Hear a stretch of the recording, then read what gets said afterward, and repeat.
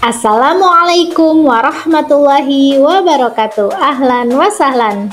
Nashkurullaha ta'ala alladzi qad a'tana nikmatan katsiratan. Perkenalkan, saya Rosi Nur Solihat, SPDI, calon guru penggerak Angkatan 9 dari SMIT Nurul Fajri, Cikarang Barat, Kabupaten Bekasi. Kali ini saya akan memaparkan koneksi antar materi, kesimpulan, dan refleksi modul 1.1 tentang Filosofis Pendidikan Nasional Ki Hajar Dewantara. Pertanyaan pemantik yang pertama, apa yang Anda percaya tentang murid dan pembelajaran di kelas sebelum Anda mempelajari modul 1.1? Yang kedua, apa yang berubah dari pemikiran atau perilaku Anda setelah mempelajari modul ini? Dan yang ketiga, apa yang dapat segera Anda terapkan lebih baik agar kelas Anda mencerminkan pemikiran Ki Hajar Dewantara?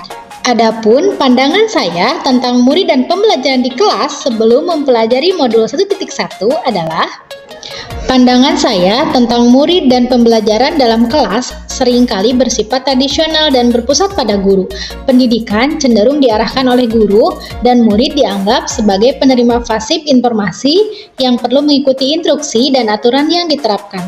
Dalam pembelajaran, saya sering mengartikan sebagai transfer pengetahuan dari guru kepada murid. Murid diharapkan untuk mendengarkan dengan baik, mengingat informasi yang disampaikan, dan mengikuti kurikulum yang telah ditetapkan.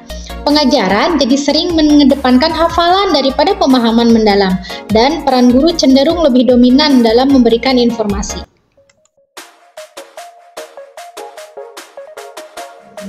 Adapun perubahan pemikiran dan perilaku saya setelah mempelajari modul 1.1 adalah setelah memahami pemikiran Ki Hajar Dewantara, saya cenderung menghargai individualitas dan potensi unik setiap murid sehingga lebih menerima keberagaman di kelas dengan menyesuaikan metode pengajaran dan memberikan dukungan yang sesuai untuk setiap murid. Saya menjadi lebih banyak berperan sebagai fasilitator pembelajaran daripada hanya menyampaikan informasi. Hal ini bisa menghasilkan perilaku yang lebih interaktif di mana guru mendorong partisipasi aktif dan pertanyaan dari murid.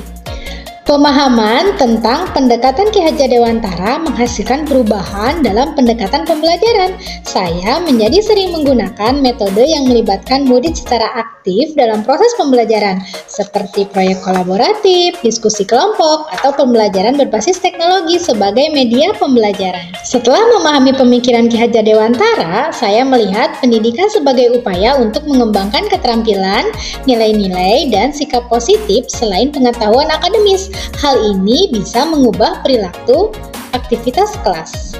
Pemikiran Ki Hajar Dewantara mengedepankan pembentukan karakter yang baik. Saya menjadi lebih berfokus pada pembinaan etika, moral, dan sikap positif dalam pendidikan sehari-hari. Pemahaman tentang pemikiran Ki Hajar Dewantara bisa mendorong saya mengubah perilaku yang lebih mengarah pada memberdayakan murid untuk mengambil tanggung jawab atas pembelajaran mereka sendiri, termasuk pengembangan kemandirian dan kemampuan berpikir kritis. Saran saya tentang bagaimana seorang guru dapat menerapkan pemikiran Ki Hajar Dewantara dalam kelas agar tercipta pembelajaran yang mencerminkan pendekatan inklusif dan holistik adalah yang pertama, pemahaman mendalam tentang murid, yaitu kenali minat, kemampuan, dan kebutuhan unik setiap murid. Pertimbangkan juga latar belakang budaya, sosial, dan lingkungan murid. Yang kedua, penggunaan metode pembelajaran yang beragam. Misalnya, gunakan berbagai metode seperti diskusi kelompok, proyek pemecahan masalah, dan presentasi untuk mengakomodasi berbagai gaya belajar. Yang ketiga, pendorong pertanyaan dan diskusi. Dorong murid untuk aktif bertanya dan berdiskusi mengenai materi pembelajaran. Berikan mereka ruang untuk pertukaran ide dan pandangan yang beragam. Yang keempat, keterlibatan aktif murid. Ajak murid untuk berkontribusi dalam merancang pembelajaran termasuk topik yang diminati. Yang kelima, pembelajaran kontekstual, yaitu hubungkan materi pelajaran dengan pengalaman nyata murid sehingga mereka dapat mengaitkan dengan kehidupan sehari-hari. Dan yang keenam, pengembangan karakter dan sikap positif.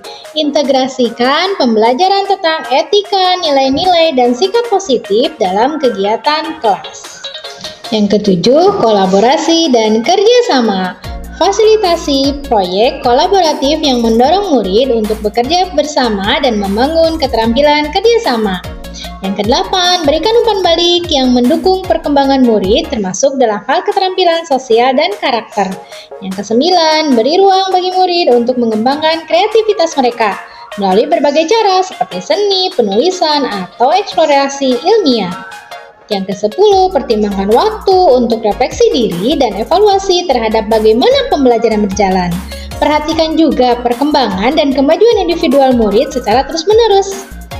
Pastikan bahwa semua murid merasa diterima dan dihormati tanpa memandang latar belakang, kemampuan, atau karakteristik lainnya. Yang terakhir, libatkan orang tua dalam pendidikan murid dan pertukaran informasi yang membantu dalam mendukung perkembangan holistik anak. Dan yang harus diingat adalah bahwa penerapan pemikiran Ki Hajar Dewantara adalah proses berkelanjutan yang membutuhkan kesabaran, refleksi, dan adaptasi terhadap situasi kelas dan karakteristik murid. Demikian pemaparan saya tentang koneksi antar materi, kesimpulan, dan refleksi dari pemikiran Ki Hajar Dewantara pada modul 1.1. Syukron ala husni itimamikum, ana atlubu minkumul afwa in wajatumul akhta. Tsumma akhirul kalam ila liqa. Wassalamualaikum warahmatullahi wabarakatuh.